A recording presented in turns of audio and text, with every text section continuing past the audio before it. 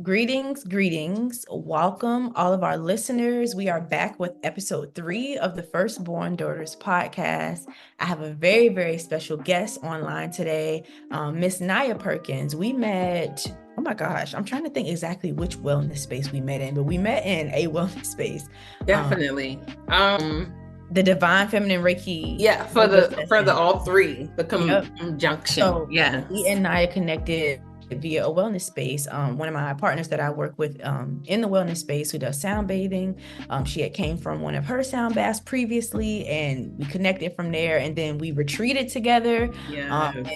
As we were just connecting over the weekend, we connected in so many different ways. I think in ways beyond what we were expecting, really. Mm-hmm. And I knew that even after that point that we were going to be able to commune together again. Yes. So it's been super, super exciting for me to have her in my space again, back on this podcast. And Nya has her own podcast. It's called Motions the Podcast. So I'll make sure I'll link those things, whichever way you're seeing this platform, whether you're listening via Spotify, whether you are on iHeartMedia, or whether you're watching this on YouTube. We will make sure that you get connected with her. But introducing the Nya Perkins. Nya, tell us just a little bit about yourself. Tell us your connection to being a firstborn daughter. And then, just kind of tell us a little bit about how your journey to wellness has been, like your walk as a daughter and as a mother. Yes, my name is Nya. I am 28 years old. I am new to walking into my purpose. I am an aspiring entrepreneur, and I am a wellness advocate in real life. So my connection to firstborn daughters, I am the eldest on my father's side. I'm the second to youngest on my mom's side, but honestly, I feel as though I am the oldest because my older two siblings, neither here, neither there, but it really wasn't a older sibling type of vibe. I used to feel as though I needed to be the person that my younger siblings needed. And I felt like I needed to be that person that they can lean on, when in all actuality, I couldn't even lean on myself. I was still building. I'm still building myself. I now have a 2-year-old son. So I had to step out of the mindset of believing that I needed to be someone that these people looked up to, these little people looked up to. And honestly, I just needed to be myself. I don't have a relationship with my mom anymore. And honestly, it's lonely out here because I don't have a mom. Like, I don't have a mom. I do have my grandmother who pretty much raised me. I want to say from like the 2nd grade until the 6th grade, I lived with her. So I lived with her for quite some time. But yeah. So I am guiding myself with the help of community. That's the space that I am in life right now. Awesome. Thank you for sharing. Thank you for being vulnerable.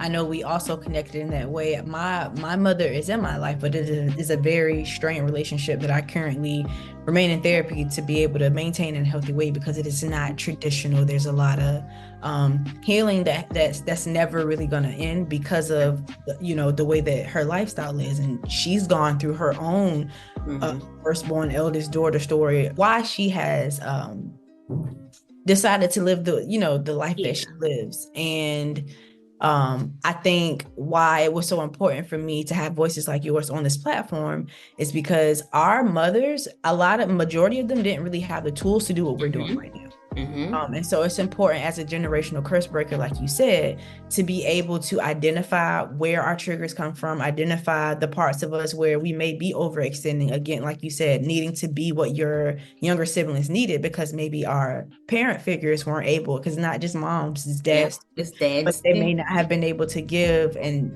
most of the time that eldest daughter steps in and says, I'm going to do it. Somebody has to do it, so I'm going to do it. Then, like you said, we go into adulthood with these complexes and these beliefs about ourselves and these expectations that aren't really real, that we created because we're trying to bring the safeness and the healing into our family lineage. But the way to really break the curse and the way to shift out of it is to completely remove yourself from the role that you created out of survival mode and fully walk in your authenticity. So I feel like just you expressing your connection to it is like literally foreshadowing what this episode is all about. And it's about feeling secure in your identity. It's about pushing past any shame or discomfort we may have experienced from upbringings or just different things we've learned from being humans on this earth, and fully learning how to really let the law of attraction work for ourselves so that we can build authentic community, authentic connection, and contentment with who we are. So thank you. Thank you again. Thank you for having me. That was beautifully said. So with that being said, we're going to kind of roll into our episode, which is called Connecting and Content. And we talk about contentment, not just accepting and being satisfied with whatever, not being a place of stagnancy. I think a lot of people associate that word with that. But I like to think of contentment as just a satisfaction of where you are, and also knowing what is to come. Yeah. So a major part of being able to be content is actually knowing who you are, loving who you are, and being secure in your identity. So I wanted to ask you, Nya, has walking in your true authentic identity, because I know you're kind of in that phase now where you're like fully coming out of whatever shell you thought you were supposed to be in and walking as who you want to be now. Is it easy for you? Do you experience any struggles behind that currently? And what do you practice to empower you to keep showing up as that way? Oftentimes, I do struggle with being my authentic self because when I was younger, people would say, oh, you talk like a white girl, or you act so stuck up, or you're weird. They would call me weird. They would call me bougie, or whatever the case is. Like just doing something that you truly want to do, or saying something that you truly want to say, talking how you truly want to talk. Sometimes you can just have a flashback of somebody saying an insulting comment to you, and it's hard for you to continue to do what is authentically you when you fear that you're going to be judged just as you were when you did it before the last time, or when you were younger. So it's definitely a struggle sometimes, but I can say at this current moment in my life right now, it isn't a struggle because I don't have people around me who don't allow me to walk in my purpose. I don't have people around me who call me weird. I don't have people around me who want to criticize what it is that I'm doing in a negative way, to the point that I start to question myself. So I struggle less, I should say. I struggle less, but I would say the hardest part is overcoming imposter syndrome. And I believe that's just myself being stuck in my own head and thinking about what somebody may say, when the only thing I need to think about is, what do I believe? What am I going to say? So that's the only thing I need to be worried about. At this point in my life, I'm 28 years old. So it's just like, are we still on high school mean girl bully, vibes, or are we grown ass women and we are living in our true purpose? And I'm a grown ass woman. I'm living in my true purpose. And that's just what I have to do. I love what you said, because that's also a point that I wanted to get to. But what do you practice on a daily to enable you to continue to walk in that? Because everything won't always be perfect. You won't while we have our tribe and our support and our community. Being an entrepreneur, you're going to meet so many different types of people, and you're going to have people that don't mesh, or that try to tell you, who do you think you are? Or, just don't rock with you. So in those instances, what do you practice daily to make sure that in those instances where if it happens, you are empowered to be your authentic self? On a daily basis, I check in with myself. I do journal.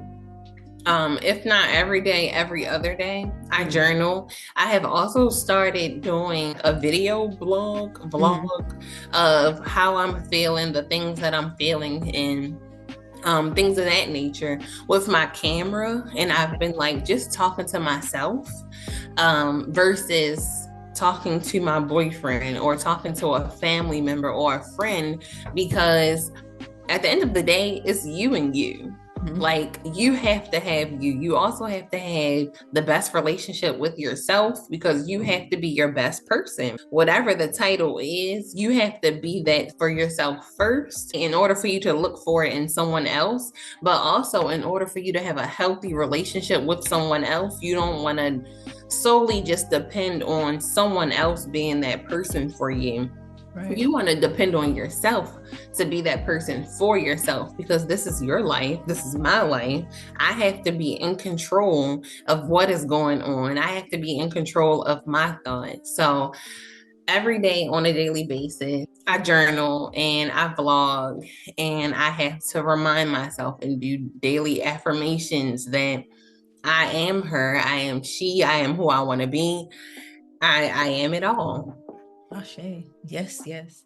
So similarly, I think I don't struggle so much in my identity. I think I know who I am. I think I have spent so much time with myself that it's hard. I can't avoid who I am anymore. I think between the times of 2020 to 2022 was me being okay with who I was, like me coming, like really getting out of that whole shame and like I feel like I have to hide these parts of me and I'm not allowed to show this part. It was a lot of like, okay, you know who you are now. Are you comfortable with who you are? It's time for you to comfortably walk in that. And that has not always been the easiest thing for me, especially, well, people think, well, what I do, that it would be, because I'm constantly guiding other people via my voice or through body movement, whether it's by teaching yoga or guiding through meditation. But there's just, like you said, this imposter syndrome. And it's funny that you said that too, because I'm recently talking to another fellow yogi, and she said she now doesn't believe in imposter syndrome anymore because you can't be an imposter to yourself.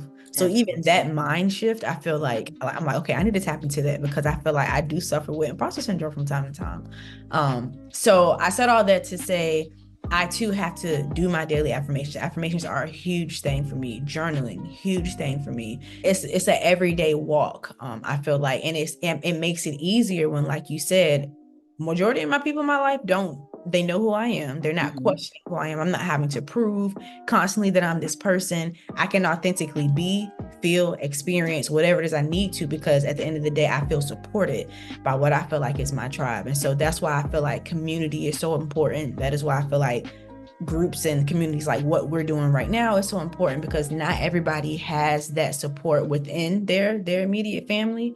I can be honest and say that maybe I can count on 3 fingers from my immediate family who I really trust to lean on like that. But a lot of my community has been from me walking in my purpose and authentically aligning with other people who were kind of doing the same thing. And I'm like, just super grateful for that. I feel like you came into my path kind of the same way. So yeah, it works that way. Tell me a little bit about what your community looks like, and how important it is for you to stay connected to your community. I have family, but I don't have anyone that I talk to every single day. I don't have anyone that I honestly talk to every other day, because my family comes from a lot of brokenness. So it's about this amount of people that's really just trying to be, trying to break the generational curse. I love my family to death, but sometimes you can't talk to your family. Like, you don't want them to discourage you by the things that they say. And then also, if you're trying to be on a positive path, your family don't mean no harm by bringing up gossip or doing whatever it is that they're doing. But it's just like, a family or not, I don't want to hear it. Yeah. Let's be better in all aspects. Like, let's just be better.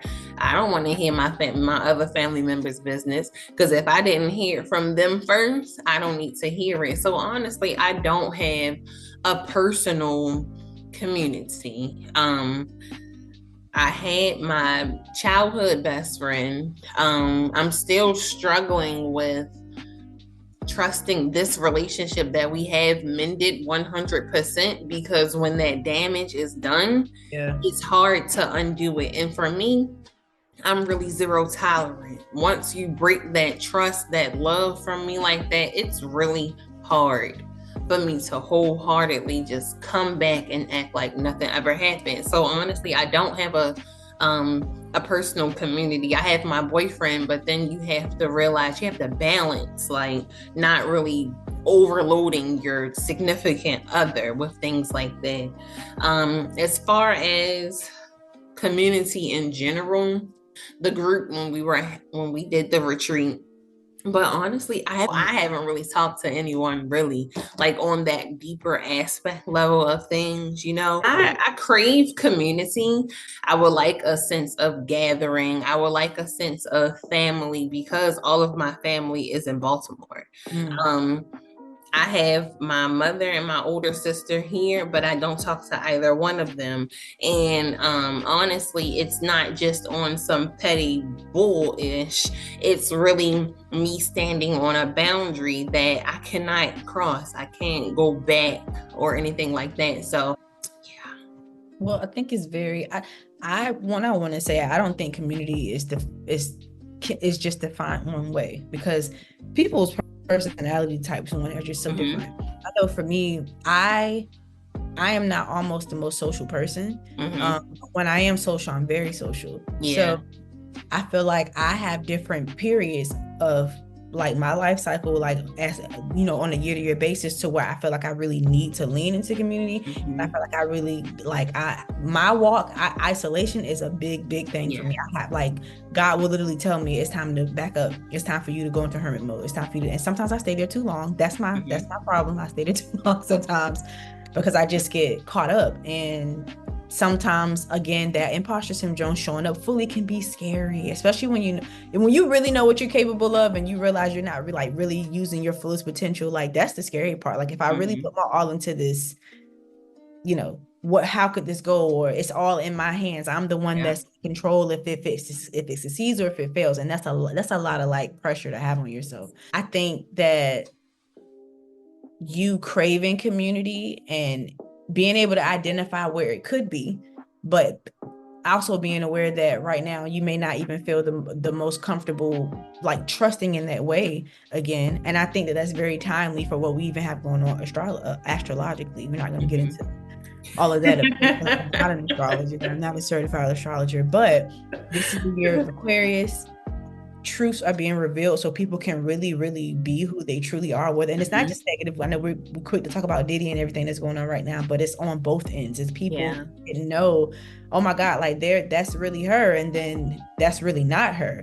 So I feel like now is the time to really focus in on self, because that is the most important relationship. The most important relationship, like you said before, anything else. You cannot show up for anybody else if you don't show up for self. And when you show up for self fully, it makes it so much easier to show up for those around you fully. And that kind of falls in line with the law of attraction as well. And so I said all that to say I feel not pressure, but I do feel led to continue. Like First Born Daughters was birthed from the desires like what you're speaking of now, starting with myself first. And I feel like once I started creating the community, that's when I was really able to identify who my support system was outside of what I do passionately. And for me, that looks a lot like people that I collaborate with. Like we have a very special bond outside of just collaborating, and it didn't start just from collaborating. But needing wellness people normally have a hard time finding wellness spaces that they resonate with, where they feel like they're being poured into. So needing that and finding it in each other. So that's like even an example of how being your authentic self allows the law of attraction to build you like your real tribe. And I feel like you currently are identifying that. It's not a bad thing to say that I can only identify 2 people. It's actually really you don't need a huge tribe. You just need you know what I mean? So I think you're in a place of becoming, and I think that is beautiful. Again, just super grateful for you sharing that with us today. Our community is for all walks, wherever you are in your woman journey. We figure it out together here, we express it here, and we connect with who we connect with. So this is beautiful. Absolutely. Yes. So to kind of just wrap it up, and I just want you to tell our listeners, Nya, something that maybe you would even tell yourself, for anybody who may be struggling with walking as their true selves.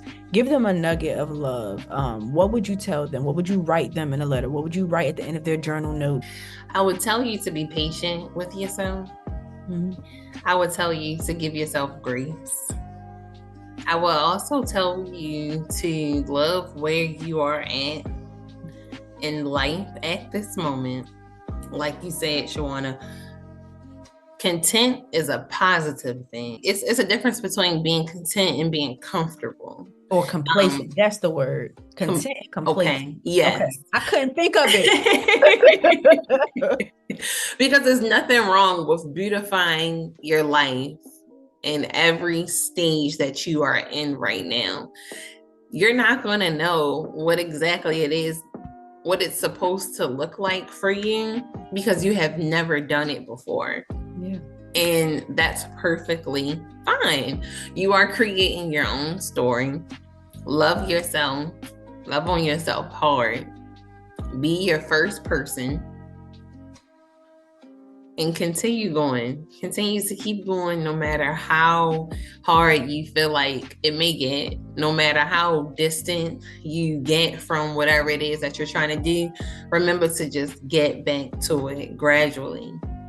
Just get back to it. I love it. I love it. I would tell myself or anybody else struggling through walking in their identity at this moment that there's nobody else better qualified to be you than you. Mm-hmm.